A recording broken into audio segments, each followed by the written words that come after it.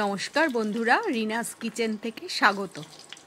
আজ আমি তোমাদের ডিমের পোলাও করে দেখাবো। তার জন্য আমি 5টা হাঁসের ডিম সেদ্ধ করে নিয়েছিলাম। সেদ্ধ করাটা তোমাদের দেখাইনি। আর তার সঙ্গে 2টো আলু টুকরো টুকরো করে সেদ্ধ করে নিয়েছিলাম। আর গোবিন্দভোগ চাল নিয়েছিলাম। আর ডিম রান্না করতে যা যা লাগে, পেঁয়াজ, আদা, রসুন, লঙ্কা, টমেটো। আদা রসুন 1 ইঞ্চি আদা নিয়েছিলাম, আর রসুন নিয়েছিলাম 7-8 কোয়া, আর পেঁয়াজ একটা নিয়েছিলাম, সেটা আমি পেস্ট করে নিয়েছি, আর পেঁয়াজটা কুচিয়ে নিয়েছিলাম। এবার ডিমগুলো ভেজে নিলাম। কড়াইতে পরিমাণ মতো আমি ঘি দিয়েছিলাম, ঘিয়ের সঙ্গে একটু সাদা তেল মিশিয়ে দিয়েছি। তোমরা ইচ্ছে করলে পুরোটাই ঘি দিয়ে রান্না করতে পারো। আমি সামান্য সাদা তেল দিয়েছিলাম, আর বড় চামচের 1 চামচ ঘি দিয়েছিলাম। সামান্য হলুদের গুঁড়ো দিয়ে দিলাম, ডিমটা দেখতে ভালো লাগবে বলে। আর আলুগুলোতেও একটু হলুদ দিয়ে দিলাম। আলুটা আমি নুন দিয়ে সেদ্ধ করেছিলাম।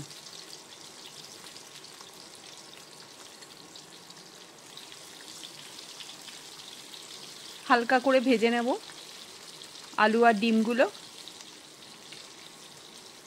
তোমরা পোলট্রির ডিমেও করতে পারো,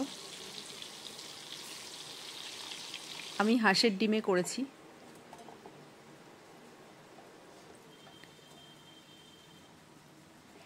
ডিমের পোলাও বলতে পারো, বা 1 পট মিলও বলতে পারো। একবারে তোমার ভাত ডিম একসাথে রান্না হয়ে যাবে। তোমাকে ডিমের ঝোল আলাদা করে করতে হচ্ছে না, আবার ভাতও আলাদা করে করতে হচ্ছে না, একসাথেই দুটোই রান্নাই একসাথে হয়ে যাবে। এবার আমি কিছু কাজু আর কিছু কিশমিশ দিয়ে দিলাম। এটা তোমরা স্কিপও করতে পারো, না দিলেও চলে। যেহেতু পোলাও নাম দিচ্ছি, সেই জন্য একটু কাজু কিশমিশ দিলে ভালোই হবে খেতে।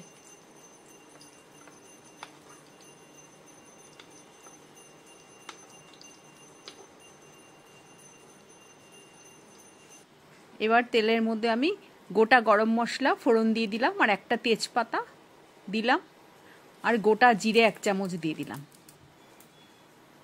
এবার মশলাটা ভাজা হলে আমি যে পেঁয়াজটা কুচিয়ে রেখেছিলাম, পেঁয়াজটা দিয়ে দিলাম। আমি একটা পেঁয়াজই দিয়েছিলাম।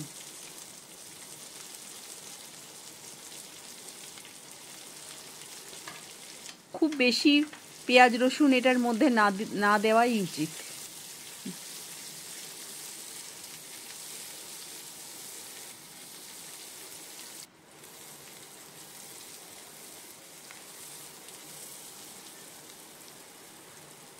আর আদা রসুন আর টমেটোর পেস্টটা আর কাঁচা লঙ্কার পেস্টটা দিয়ে দিলাম। আমি 7-8টা কাঁচা লঙ্কা দিয়েছিলাম। লঙ্কাগুলো খুব বেশি ঝাল নেই। কাঁচা লঙ্কা আর আদা দিয়েছিলাম 1 ইঞ্চি মতো, আর 6-7 কোয়া মতো রসুন দিয়েছিলাম, আর একটা টমেটো পেস্ট করে দিয়েছিলাম। আর এখানে আমি মশলা করে নিলাম। ধনের গুঁড়ো 1 চামচ, জিরের গুঁড়ো 1 চামচ, শুকনো লঙ্কার গুঁড়ো 1/2 চামচ, কাশ্মীরি লঙ্কার গুঁড়ো 1/2 চামচ, আর হলুদ 1 চামচ। সব কিছু দিয়ে একসাথে মশলাটাকে মিশিয়ে নিচ্ছি আমি। এবার এই মশলাটা দিয়ে দেবো। আদা রসুনটা একটু কষা হয়ে গেলে এবার মশলাটা দিয়ে দিলাম।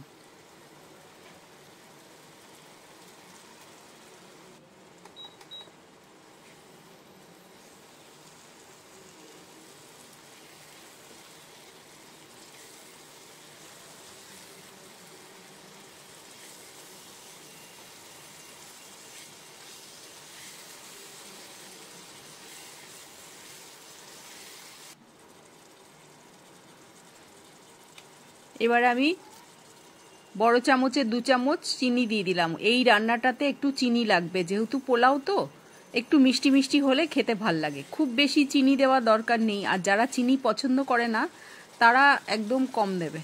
আর পরিমাণ মতো নুন দিলাম।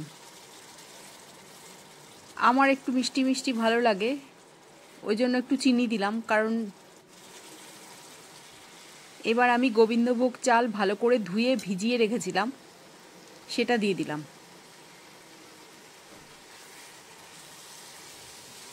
1 বাটি চাল দিলাম। এবার চালটাকেও মশলার সাথে ভালো করে ভেজে নেব।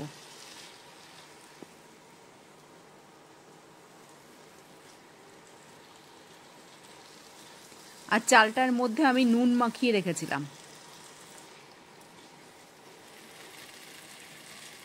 এবার কাজু কিশমিশটা দিয়ে দিলাম। আর আমি গরম জল করে রেখেছি এটার মধ্যে দেব বলে। যে বাটির মাপে আমি চালটা দিয়েছি 1 বাটি চাল দিলাম, আর ওই বাটির মাপে 1 বাটি জল দেব। যেহেতু চালটা আমার ভেজানো ছিল, মানে জল দিয়ে আমি ধুয়ে ভালো করে ধুয়ে রেখেছিলাম, মানে জলটা একটু মানে চালটা একটু ভিজে গেছিলো, সেই কারণে জলটা আমি 1 বাটি জল দিলাম। আর যদি ভেজানো না থাকতো, ধুয়ে সাথে সাথে যদি দিতাম তাহলে আরেকটু জল বেশি লাগতো।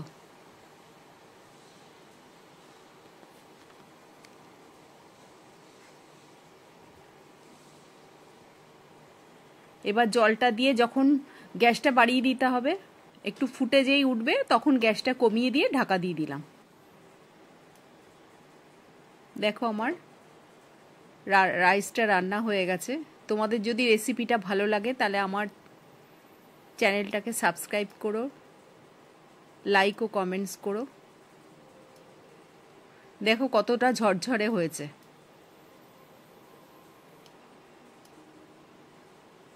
এবারে আমি আলু আর ডিমগুলো দিয়ে দেব, আর 1 চামচ ঘি দিয়ে দিলাম। তোমরা আরও বেশিও দিতে পারো ইচ্ছা করলে, কিন্তু সাধারণত ঘরে খাওয়ার জন্য অত বেশি ঘি মশলা না দেওয়াই ভালো। ভালো করে ঘিটা মাখিয়ে নিচ্ছি।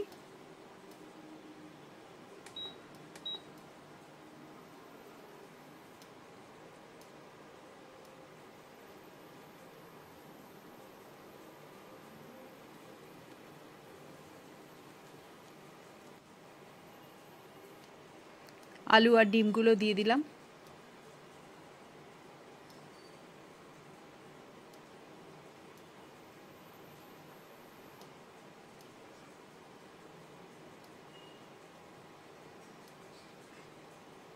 এইভাবে বানিয়ে দেখো, বেশ ভালো লাগবে খেতে।